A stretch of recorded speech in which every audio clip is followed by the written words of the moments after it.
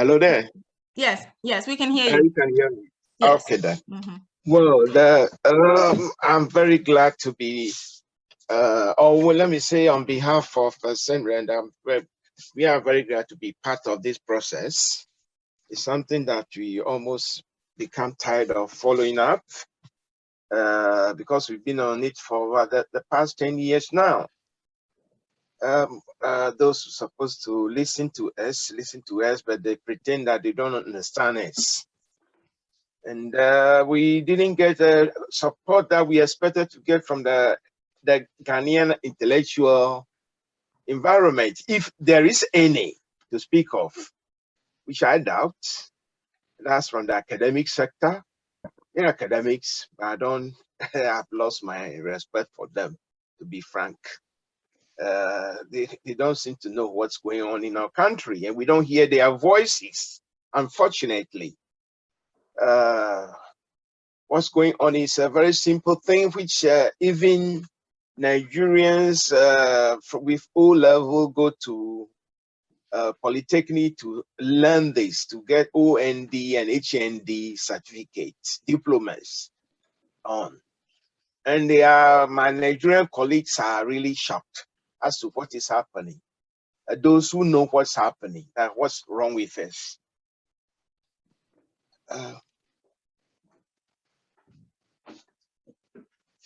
Yes, the topic, Ghana's extractive sector.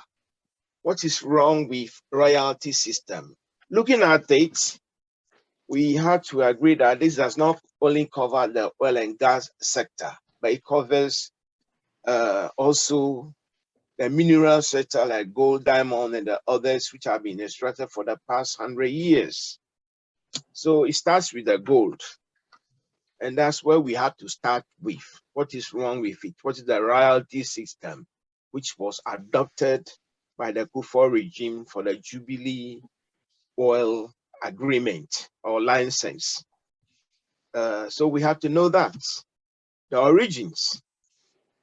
We've written a lot about this, and briefly, the royalty system is simply a license agreement by which a portion of either the revenue earned or a unit based on the quantity mined is paid to the owner of an asset. There are a whole lot of royalty systems, but which we can, intellectual property rights and so forth and so on, franchises, book royalties and so forth. But let's just focus on the minerals royalties or mineral rights. Let's just concentrate on that because that's a lot of things we can't go into all that. Anybody wishing to know about those things can find out easily on the internet what it is. So let's concentrate on the mineral rights or mineral royalties paid to the owner of an asset, in this case land, for mining or extracting minerals from the grounds or whatever, river or whatever it is. So, and this started with the Obuasi gold mines when the British tried to take over the lands of Ghana, leading to the Aboriginal Rights Protection Society. That's the same this started. But they succeeded, even though Ghanaians, the chiefs and the elite at the time fought and stopped the seizure of the outright seizure of land. That is putting the allodial rights in the queen at the time. All right. They succeeded, however, in taking the rights more or less to the minerals and barred the natives, as they call us then, from mining for gold or diamonds and things like that in Ghana. But then they decided to give something like 5% to the chiefs and so forth, right? Because at the time, gold mining was a major preoccupation in Ghana, as I wrote in my article, which with more value than even the slaves that they were taking out of Ghana. So to not give, to totally take everything away from the chiefs or the people. I was committing there, that would be outright condemnation to total poverty. So the 5% or so, whatever royalty, which is normally, royalties are normally not very much. It will be as low as 3% to 9%, or some can go to 15%, depending on book royalties and so forth. So that was what was decided. And that is what we've had since independence. Since after independence, continue until the Achampo regime nationalized the Ashanti gold fields. But then, of course, the royalty system continue in other sectors, the diamond and other things and so forth. Yeah. So to bring this thing, royalty system to the oil sector, according to the PNDC laws 64 and 84, they were not based on royalty system, because what you call the production model that was adopted was production sharing. So all the agreements signed under the PNDC period that you get on this were all based on production sharing. That's the model. Even though it was not stated clearly in the agreements that it should be production sharing, the production models were all, the agreements were all based on that model. It was only when the Kufuor regime came that we pressure from all kinds of bodies, British, Commonwealth, Secretariat, and so forth, that the agreement that was used was changed for the Jubilee field with the royalty system, usually 5%, and then taxation, tax will be paid and so forth. But one thing our elite forget is that the royalty system has been rejected by practically all third world countries. They were colonial impositions because they don't meet the yardstick for having a royalty agreement. And these yardsticks, that the transaction must be conducted at arm's length. Okay, transaction between the licensor and the licensee must be willingly executed. That is the first requirement. But in our case, the royalties were imposed on us by a colonial regime. That agreement must not be forced. But original, all the royalty agreements were imposed on us. They were not willing agreements. So countries started revolting against those things in the rest of the third world, from what you call Latin America. Indonesia was the first to succeed and brought in the royalty system. And the Nigerians fought it until the 70s. They were also free of it. So why should Ghana in the year 2000 plus, the change of the millennium, at the turn of the millennium, go into something which all other Africans have rejected? All third world countries have fought against it and they rejected it. So we had to look at the philosophical arguments, okay, for the existence of a royalty system as faulty. So we have every grounds to reject them and go for the same type of agreement as all other African countries have been going for, which is the royalty system. They've not gone into joint venture, they haven't gone to service contract and all that. Those are also some fiscal regimes because they have their problems as well. They don't have the money and so forth, or contract those.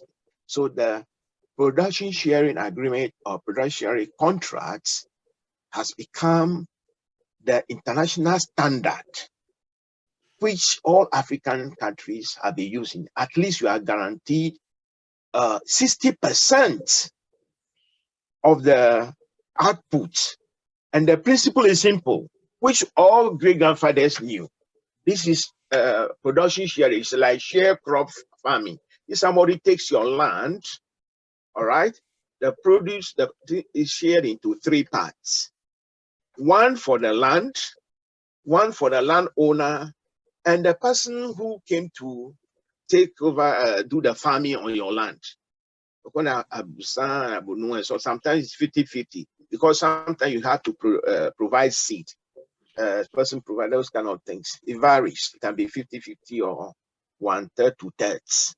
So this principle has been there for even a long time after the abolition of the slave trade. That is what the slave masters did. They gave the sharecroppers, the black former slaves, that, okay, you do the farming, we take 2/3. One moment, Andy. Let me find out if everyone hears us. Please, do you hear? Okay? I got a message that some people are not hearing. Oh, really? Yeah, there was a bit of a glitch. Yeah, I can hear. Okay, so it's better now, right? Yeah, I mean, I heard him all along. Okay. Please continue. On my end, there was a bit of a glitch, but it resolved itself. Okay, great. Thank you. Amaru, look at the message. Some people can't join, so see if you can help them. Okay. Okay, if you can join, we're also Facebook Live, but I'm going to try to see how we can get people in. Okay.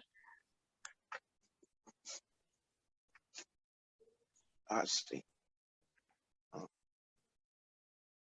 Yeah, shall I continue? Yes, please. Yes. Yes. So production sharing agreement is nothing new. It's an old thing which even our great-great-grandfathers knew about. And the white people themselves use it in America for after the abolition of the slave trade. So that's the slaves who became sharecroppers now take 1/3. Ghana, we are not even getting agreement rights. We are not even getting 1/3. All right. From what we are, the tax and so forth, but they claim that after taxation and so forth, then we'll be able to reach 1/3, 40%. But so far, we haven't even come close to. That's about 20%. That is what we've received of the revenue up to now because of that kind of agreement sign. So we are not even getting up to 1/3, 30% yet from the revenue generated from Jubilee, or will be generated from the other agreements.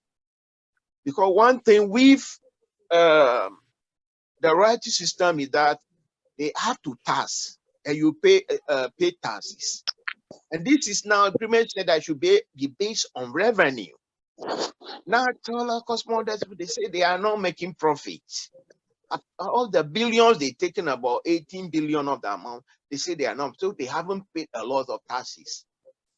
Okay. So taxes have not been paid. Certain things are in shortfall, which is an issue. And we took this case up to the GRA. And they did not even have a clue. They said they didn't have any papers, any documents. When they asked the Ghana is GPNC, whatever they call, they will say they should go to the Petroleum Commission and they be tossing them. So we have to supply them even with the information that this is what has happened from all sources and so forth. We gave them and they couldn't do anything about it. So we went, what they call a whistleblower, went to court. We report as a whistleblower thing to took the case up. Professor Raymond Atuguba, his chamber was our lawyers. We took a whistleblower case against them. But actually, the way the case was filed was not how they should be filed, because they made the Auditor General the main person sued with the Attorney General, whereas it should have been the GRA. or they are supposed to collect the taxes. They couldn't collect it and the royalties, so they should be sued, not the Auditor General, which something which made the case went to court. And the Attorney General Department, they said they have no clue, they don't understand anything, so they handed the case over to IOCO to investigate and come back. So they don't know anything, they can defend themselves. So the judge decided to what do you call it? What do you say? The dismiss the case because of wrong filing. But we refuse to appeal because we were not happy to this thing, because we felt that for some reason they were not ready actually to approach the case as it should be approached. We decided to use some wait and see what things pan out. So that case is still pending.